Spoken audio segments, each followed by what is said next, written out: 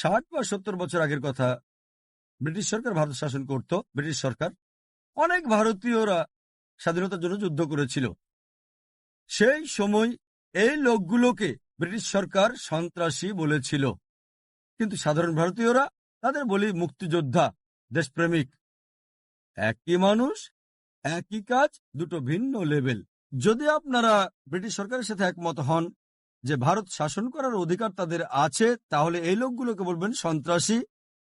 কিন্তু সাধারণ ভারতীয়দের সাথে একমত হলে যে ব্রিটিশরা ভারতে এসেছিল ব্যবসা করার জন্য, আমাদের শাসন করার কোনো অধিকারই তাদের নেই, তাহলে এদের বলবেন মুক্তিযোদ্ধা, বলবেন দেশপ্রেমিক। একই ব্যক্তি, একই কাজ, কিন্তু দুটো ভিন্ন লেভেল।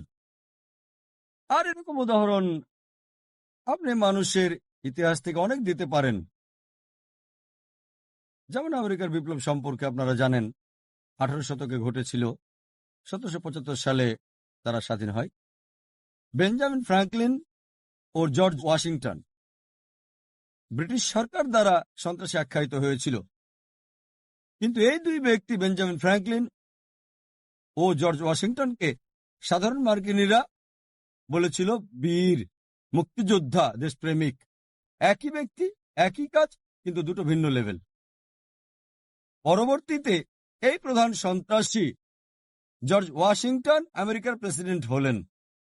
ভেবে দেখেন, একজন সন্ত্রাসী পরিণত হলেন বর্তমান বিশ্বের অন্যতম এক দেশের প্রেসিডেন্ট, আমেরিকার।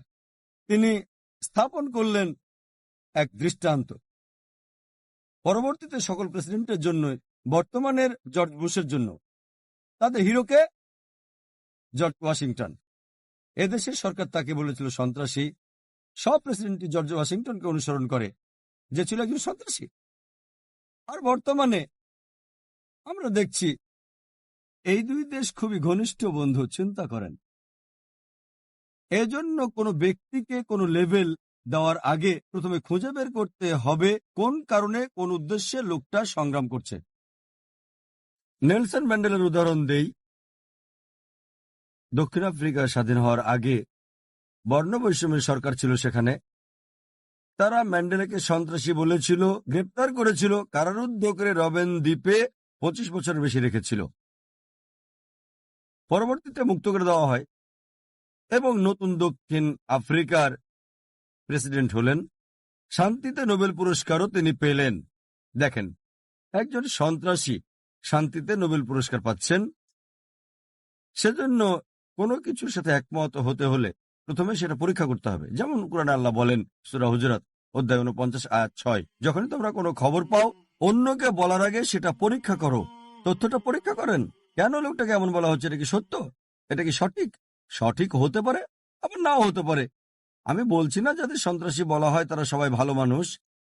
ভালো হতেও পারে, খারাপ হতে পারে। তারা আসলে সন্ত্রাসী যারা নিরপরাধ মানুষকে আতঙ্কিত করেছে। কিন্তু কোনো তথ্যের সাথে একমত হওয়ার আগে প্রথমে পরীক্ষা করতে হবে তথ্যটা সঠিক নাকি বেঠিক। আর এটা প্রত্যেক মানুষের দায়িত্ব, হোক মুসলিম বা অমুসলিম।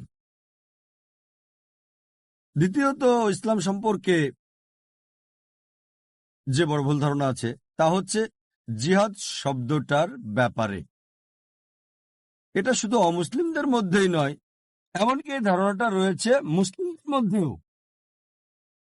মুসলিম অমুসলিম উভয়ই মনে করে যে কোনো যুদ্ধ যে কোনো কারণে যে কোনো মুসলিম করলে, হোক তা ব্যক্তিগত স্বার্থ, হোক সম্পত্তির জন্য, অথবা হোক এলাকার জন্য, অথবা ভাষার জন্য, তাকে বলা হয় জিহাদ। যে কোনো যুদ্ধ যে কোনো কারণে যে কোনো মুসলিম করলে, হোক ব্যক্তিগত স্বার্থ, সম্পত্তি, সুনাম, এলাকা, সেটা আসলে জিহাদ না। জিহাদ এসেছে আরবি শব্দ জাহাদা থেকে, যার মানে চেষ্টা করা, যার মানে সংগ্রাম করা। ইসলামের দৃষ্টিতে এর মানে চেষ্টা ও সংগ্রাম করা কারো নিজের মন্দ প্রবৃত্তির বিরুদ্ধে। জিহাদের আরো একটা মানে সমাজের উন্নতির জন্য চেষ্টা সংগ্রাম করা। জিহাদের আরো মানে যুদ্ধক্ষেত্রে প্রতিরোধ করতে চেষ্টা ও সংগ্রাম করা। জিহাদ অত্যাচারের বিরুদ্ধে প্রতিরোধকেও বোঝায়। জিহাদের মূল অর্থ হচ্ছে চেষ্টা ও সংগ্রাম করা।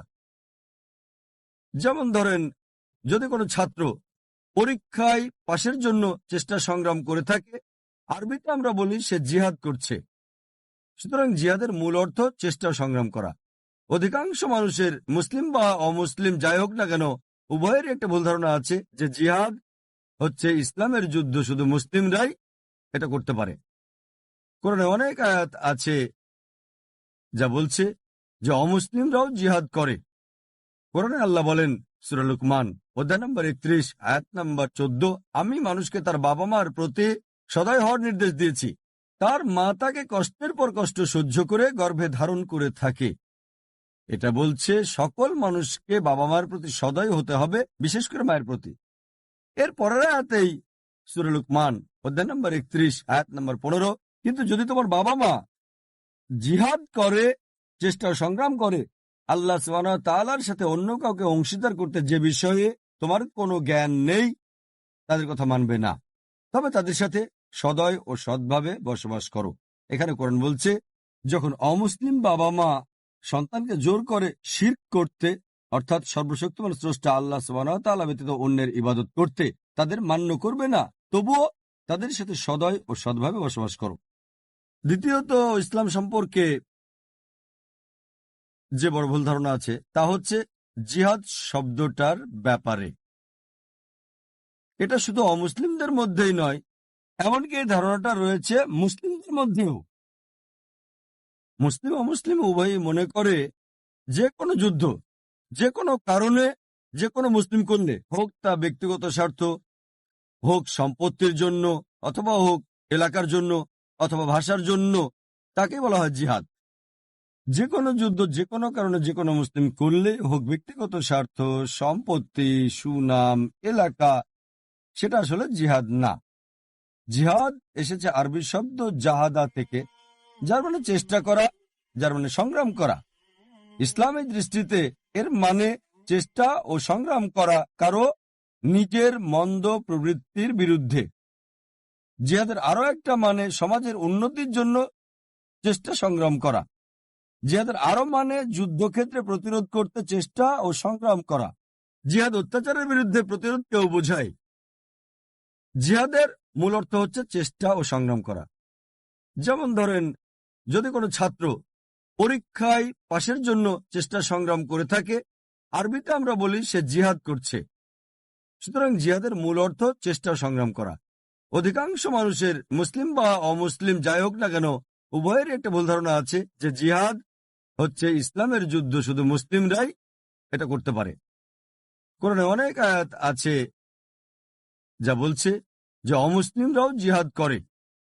কোরআনে আল্লাহ বলেন, সূরা লুকমান অধ্যায় নম্বর 31 আয়াত নম্বর 14, আমি মানুষকে তার বাবা মার প্রতি সদয় হওয়ার নির্দেশ দিয়েছি। তার মা তাকে কষ্টের পর কষ্ট সহ্য করে গর্ভে ধারণ করে থাকে। এটা বলছে সকল মানুষকে বাবা মার প্রতি সদয় হতে হবে, বিশেষ করে মায়ের প্রতি। এর পরের আয়াতেই সূরা লুকমান অধ্যায় নম্বর 31 আয়াত নম্বর 15, কিন্তু যদি তোমার বাবা মা জিহাদ করে, চেষ্টা ও সংগ্রাম করে আল্লাহ সুবহানাহু ওয়া তাআলার সাথে অন্য কাউকে অংশীদার করতে যে বিষয়ে তোমার কোনো জ্ঞান নেই, তাদের কথা মানবে না, তবে তাদের সাথে সদয় ও সৎভাবে বসবাস করো।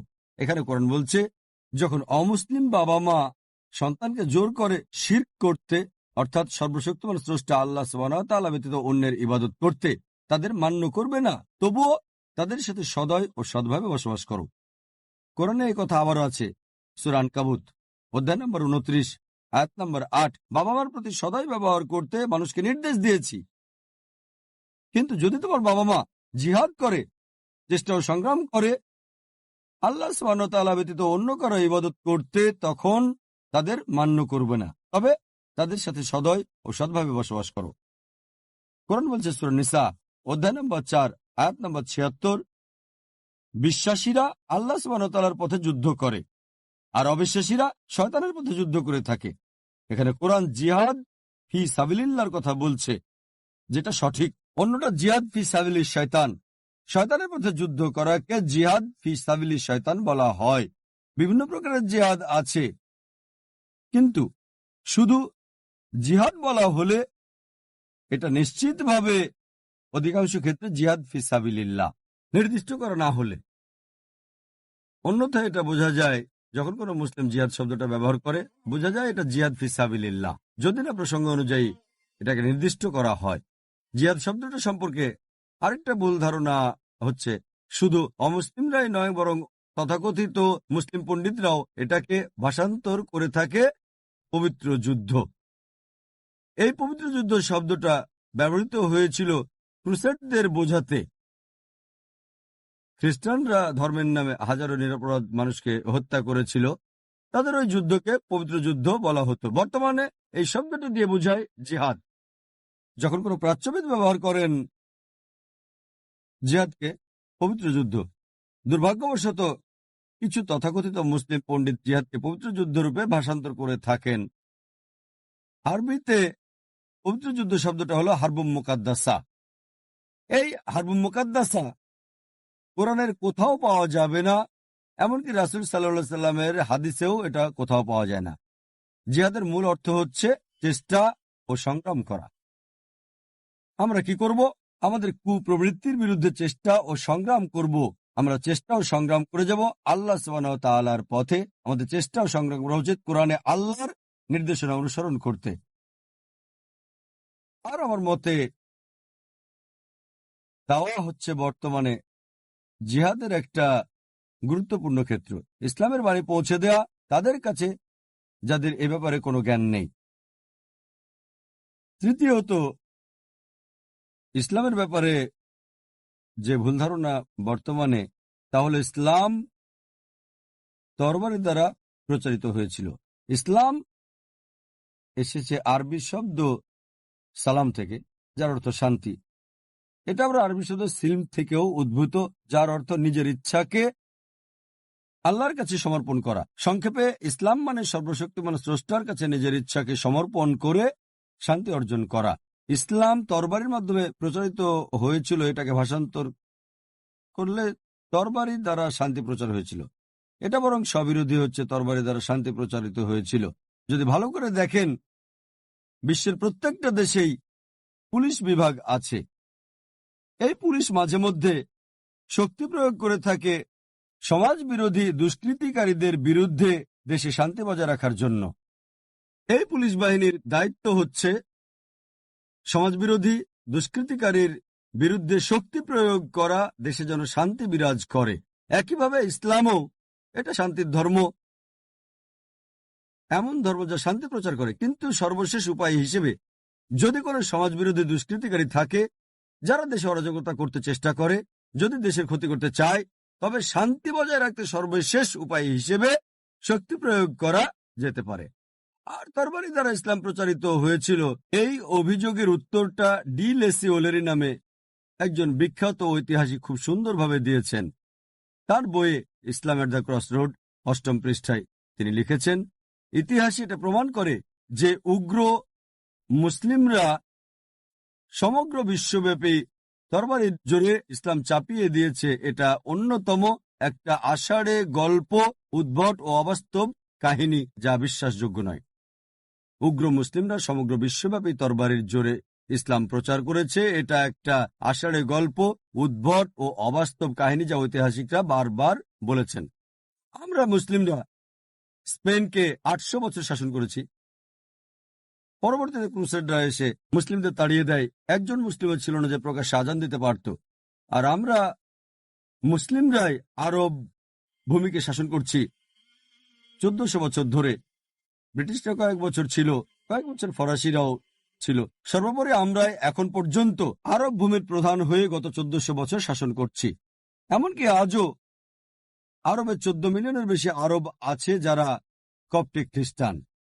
কপ্টিক খ্রিস্টান মানে বংশ পরম্পরায় খ্রিস্টান। আর এই 14 মিলিয়ন আরব কপ্টিক খ্রিস্টান, তারাই শাহাদা দিচ্ছে, সাক্ষ্য দিচ্ছে যে ইসলাম তরবারি দ্বারা প্রচারিত হয়নি। আমরা মুসলিমরা ভারত শাসন করেছে 1000 বছরেরও বেশি। আর বর্তমানে 80 ভাগের বেশি ভারতীয়রা হচ্ছে অমুসলিম। ভারতের এই 80 ভাগের বেশি অমুসলিম শাহাদা দিচ্ছে ইসলাম তরবারি দ্বারা প্রচারিত হয়নি। যদি চাইতাম তাহলে প্রত্যেক অমুসলিমকে তরবারির জোরে ইসলাম গ্রহণ করতে বাধ্য করা যেত, তা আমরা করিনি। ইসলাম এটা করার অনুমতি দেয় না। এই 80 ভাগের উপরে ভারতের 80 মিলিয়ন অমুসলিম, তারা সাক্ষ্য দিচ্ছে, শাহাদা দিচ্ছে যে ইসলাম তরবারি দ্বারা প্রচারিত হয়নি। বর্তমানে যে দেশে সবচেয়ে বেশি মুসলিম আছে সেটা ইন্দোনেশিয়া। 200 মিলিয়নেরও বেশি মুসলিম। কোন মুসলিম আর্মি ইন্দোনেশিয়ায় গিয়েছিল, মালয়েশিয়ায় গিয়েছিল, যেখানে 50 ভাগেরও বেশি মুসলিম আছে? আফ্রিকার পূর্ব উপকূলে কোন মুসলিম আর্মি গিয়েছিল? কোন তরবারি? এটা বুদ্ধির তরবারি। থমাস কার্লাইল, বিখ্যাত ঐতিহাসিক, তার বই হিরোজ অ্যান্ড হিরো ওয়ার্শিপে লিখেছেন, তার মতে নবী মোহাম্মদ সাল্লাল্লাহু সাল্লাম ছিলেন 1 নম্বর। তাই তরবারি পেতে হবে। সেই তরবারি পাবেন কোথায়?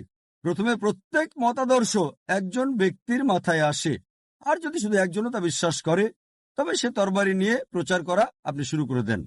প্রথমে তরবারি খুঁজতে হবে। থমাস কার্লাইল বুদ্ধির তরবারির কথা বলেছেন, যেমন কোরআনে আল্লাহ বলেছেন সূরা নাহাল অধ্যায় নম্বর 16 আয়াত নম্বর 125। আমার বক্তব্যের শুরুতে আয়াতটা বলেছি। আল্লাহ বলেন, উদু ইলা সাবিলি রাব্বিকা বিল হিকমা ওয়াল মুআযিতাল হাসানা ওয়াজাদিল বিল্লাতি আহসান। মানুষকে তোমার প্রতিপালকের পথে আহ্বান করো, হিকমত ও সদুপদেশ দ্বারা তাদের যুক্তি দেখাও, তাদের সাথে তর্ক করো সবচেয়ে উত্তম ও গ্রহণযোগ্য পন্থায়। একটা প্রবন্ধ ছিল 1984 সালে রিডার্স ডাইজেস্ট পত্রিকায়, সেটা ছাপা হয়েছিল। দ্য প্লেন ট্রুথ ম্যাগাজিনে ছাপা হয়েছিল। এটাতে 50 বছরে প্রধান ধর্মগুলোর অনুসারী বৃদ্ধির পরিসংখ্যান ছেপেছিল 1934 থেকে 1984 পর্যন্ত। আর সবচেয়ে বেশি বৃদ্ধি পেয়েছিল ইসলামের অনুসারী 235%, খ্রিস্টান ধর্ম মাত্র 47%। একটা প্রশ্ন করছি, 1934 সাল থেকে 1984 এই দীর্ঘ 50 বছরের মধ্যে কোন যুদ্ধ হয়েছিল যা অমুসলিমদেরকে ইসলাম গ্রহণে বাধ্য করেছে? কোন যুদ্ধ? বর্তমানে আমেরিকায় দ্রুত প্রসার লাভকারী ধর্ম হচ্ছে ইসলাম, ইউরোপে দ্রুত প্রসার লাভকারী ধর্ম হচ্ছে ইসলাম। আমি জিজ্ঞেস করছি, কে এই সব মার্কিনীদের তরবারির জোরে ইসলাম গ্রহণে বাধ্য করছে? কে ইউরোপিয়ানদের, ব্রিটিশদের তরবারির জোরে ইসলাম গ্রহণে বাধ্য করছে? আমরা জানি মিডিয়া সবসময় বলে যে ইসলাম নারীদের অবমূল্যায়ন করে। এটা কি জানেন? ইসলাম গ্রহণকারী মানুষদের মধ্যে, হোক আমেরিকায় বা ইউরোপে অথবা বিশ্বের যে কোনো প্রান্তে, 2/3 নারী। ইসলাম যদি নারীদের অবমূল্যায়ন করে, তাহলে মার্কিন নারীরা কেন ইসলাম গ্রহণ করবে? ইউরোপীয় নারীরা কেন ইসলাম গ্রহণ করবে? কারণ তারা জানে যে ইসলামে আছে মানবতার সমস্যার সমাধান। আর মিডিয়া যাই করুক, আমি কোরআনের আয়াতে বিশ্বাস করি, যেখানে আল্লাহ বলেন সূরা ইমরান অধ্যায় নম্বর 3 আয়াত নম্বর 54, মাকরু মাকরাল্লাহ ওয়াল্লাহু খায়রুল মাকিরিন। তারা চক্রান্ত করেছিল, আল্লাহ কৌশল করেছিলেন, নিশ্চয়ই আল্লাহ কৌশলীদের শ্রেষ্ঠ। সালমান রুশদি, সে এই দেশের নাগরিক, জন্ম আমার শহরে বোম্বেতে, পরে এই দেশের নাগরিক। ইসলামের বিরুদ্ধে সে লিখেছিল স্যাটানিক ভার্সেস, আমাদের নবীজির বিরুদ্ধে। কর্মটা খারাপ, প্রতিবাদ করতে হবে। ফলাফল, স্যাটানিক ভার্সেস কি তা অনেক অমুসলিমই জানতে চেয়েছে। তারা কোরআন পড়েছে এবং তাদের অনেকে ইসলাম গ্রহণ করেছে। উদ্দেশ্য ছিল খারাপ, কর্মটা ছিল খারাপ, কিন্তু ফলাফল ওয়াল্লাহু খায়রুল মাকিরিন, আল্লাহ কৌশলদের শ্রেষ্ঠ। 11ই সেপ্টেম্বরে যা ঘটেছিল ওয়ার্ল্ড ট্রেড সেন্টারে, 5000-এর বেশি নিরপরাধ মানুষ মারা গিয়েছিল। এটা অন্যায়, প্রতিবাদ করতে হবে। মিডিয়া ঝুঁকে পড়েছিল মুসলিমদের বিরুদ্ধে, সন্ত্রাসের বিরুদ্ধে যুদ্ধ। আপনারা জানেন না যে এটা কি ধর্ম। ইউএসএতে বিক্রির শীর্ষে উঠেছে কোরআন। এক রিপোর্ট অনুযায়ী 9 মাস থেকে 10 মাসের মধ্যে 34,000-এর বেশি মার্কিন ইসলাম গ্রহণ করেছে। ইউ100 তথ্য অনুযায়ী 10 মাসের মধ্যে ইউরোপে 22,000 ইউরোপিয়ান ইসলাম গ্রহণ করেছে। সাধারণত এটা উল্টো হওয়ার কথা ছিল, দাওয়া কমে যেত। আলহামদুলিল্লাহ, মিডিয়া যতই ইসলামকে দমন করতে, ক্ষতি করতে চাইছে, আলহামদুলিল্লাহ তাদের চক্রান্ত নস্যাৎ হচ্ছে। আলহামদুলিল্লাহ, মুসলিমদের কণ্ঠিত হওয়া উচিত নয়। উচিত সত্য প্রকাশ করা, সত্যে অবিচল থাকা। আমাদের উচিত শান্তির ধর্ম প্রচার করা। আল্লাহ প্রতিজ্ঞা করেছেন সব মিলিয়ে 3টারও বেশি জায়গায়। আল্লাহ বলেন সূরা সাফ অধ্যায় 61 আয়াত নম্বর 9, সূরা তাওবা অধ্যায় 9 আয়াত নম্বর 33, হুয়াল্লাযী আরসালা রাসূলাহু বিল হুদা ওয়াদ দীনিল হক লিইয়ুযহিরাহু আলা দীনি কুল্লিহি ওয়ালাউ কারিহাল মুশরিকুন। আল্লাহ তার রাসূলকে পাঠিয়েছেন হেদায়াত ও সত্য ধর্ম সহকারে, যাতে করে সকল ধর্মের উপরে এটা বিজয়ী হয়, সকল মতবাদের উপরে, সকল জীবন বিধানের উপরে, যদিও মুশরিকরা তা অপছন্দ করে। আল্লাহ এটা আবারও বলেছেন সূরা ফাতাহ অধ্যায় নম্বর 48 আয়াত নম্বর 28, হুয়াল্লাযী আরসালা রাসূলাহু বিল হুদা ওয়াদ দীনিল হক লিইয়ুযহিরাহু আলা দীনি কুল্লিহি ওয়া কাফা বিল্লাহি শাহীদা। আল্লাহ তার রাসূলকে পাঠিয়েছেন হিদায়াত ও সত্য ধর্ম সহকারে, যাতে করে সকল ধর্মের উপরে এটা বিজয়ী হতে পারে, সকল মতবাদের উপরে আল্লাহ নিজেই তা যথেষ্ট। দিনকে বিজয়ী করতে আল্লাহর আপনাকে আমাকে দরকার নেই। আমরা তো আগাছা মাত্র। আল্লাহর আপনাকে আমাকে কোনো দরকার নেই। আল্লাহ নিজে যথেষ্ট। আমাদেরকে আল্লাহর কোনো দরকার নেই। তার রাসূলের রেখে যাওয়া কাজ করতে আল্লাহ শুধু আমাদের সুযোগ দিয়েছেন। আপনারা কি মনে করেন যদি ইসলামের কথা না বলেন তাহলে ইসলাম প্রচার হবে না? যদি মনে করেন ইসলাম প্রচার হচ্ছে কারণ আমরা দাওয়া দিচ্ছি, এজন্য আমরা মুসলিমরা দায়িত্ব পালন করছি না। যা কিছু হচ্ছে আল্লাহ করছেন, এক্ষেত্রে আমাদের কোনো ক্রেডিট নেই, কোনো ক্রেডিট নেই। আমার মতে আমরা ইসলামের বাণী প্রচার করছি না। আমরা সত্য বলতে মুখ খুলতে ভয় পাই। তাই এই আয়াতগুলোতে আল্লাহ বলেছেন আপনাকে আমাকে ছাড়াই এই দিন বিজয়ী হবে। আমরা তো আগাছা মাত্র। তিনি আমাদের সুযোগ দিচ্ছেন রাসূলের কাজ করতে এবং রাসূলের পুরস্কার পেতে। আর ডক্টর অ্যাডাম পিয়ারসনের উদ্ধৃতি দিয়ে আমি এই ভুল ধারণাটার উত্তর শেষ করব। ডক্টর অ্যাডাম পিয়ারসন বলেছেন মানুষ ভয় পায় যে একদিন পারমাণবিক বোমা চলে যাবে আরবদের হাতে। তারা এটা বুঝতে পারে না যে এই বোম পড়ে গেছে সেই দিন যেদিন আমাদের নবী মুহাম্মদ সাল্লাল্লাহু আলাইহি ওয়াসাল্লাম জন্মগ্রহণ করেছিলেন।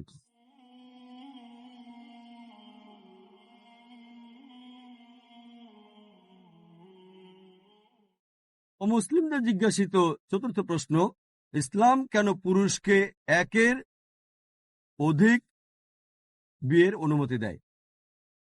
11 সেপ্টেম্বরের আগে 1 নম্বর প্রশ্ন ছিল এটা, এখন তালিকার নিচে নেমে গেছে 4 নম্বর প্রশ্ন।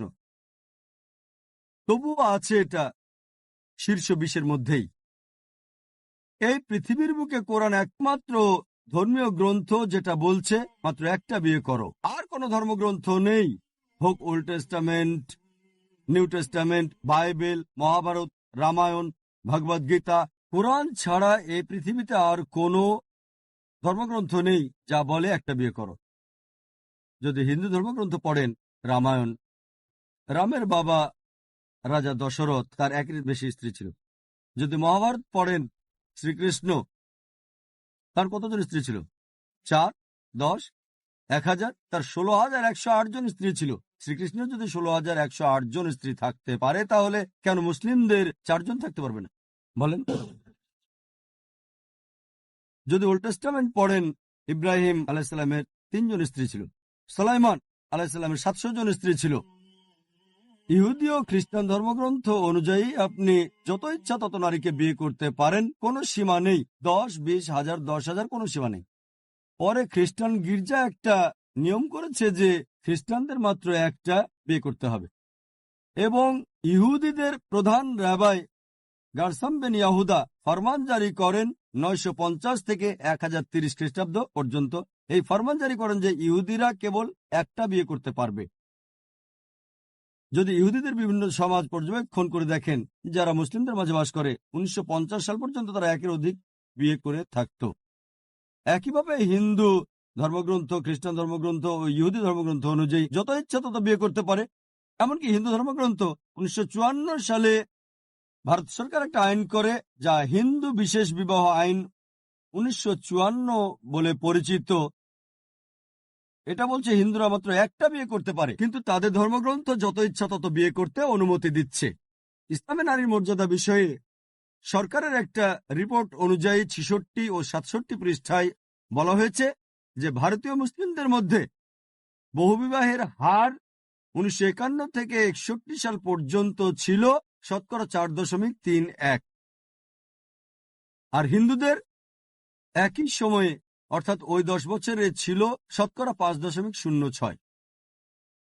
তাহলে হিন্দুরা বেশি মুসলিমদের চেয়ে 0.75 বা 3/4।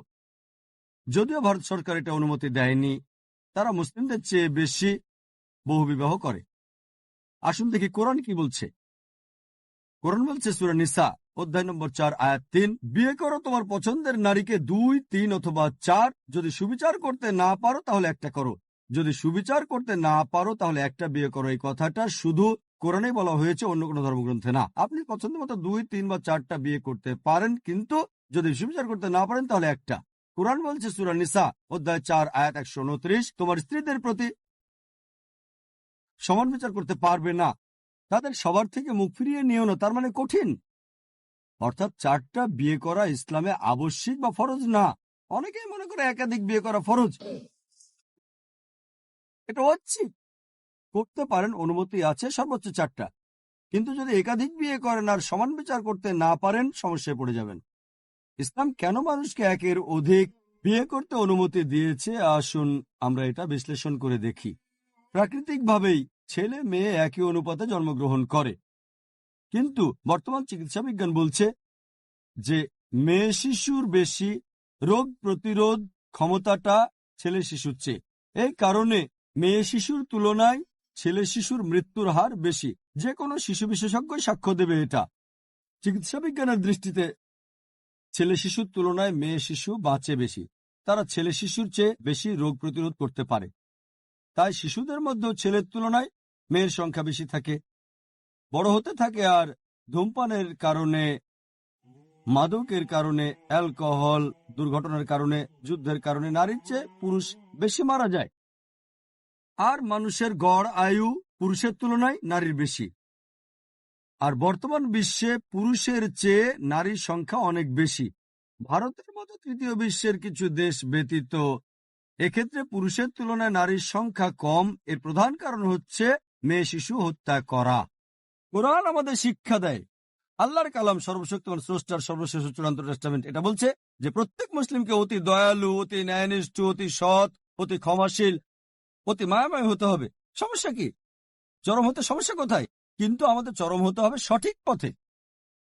আমরা মিডিয়াতে দেখি তারা বলে মুসলিমরা চরমপন্থী। হ্যাঁ, আমি অবশ্যই চরমপন্থী মুসলিম, অন্য কোনো চরমপন্থী নয়, চরমপন্থী মুসলিম।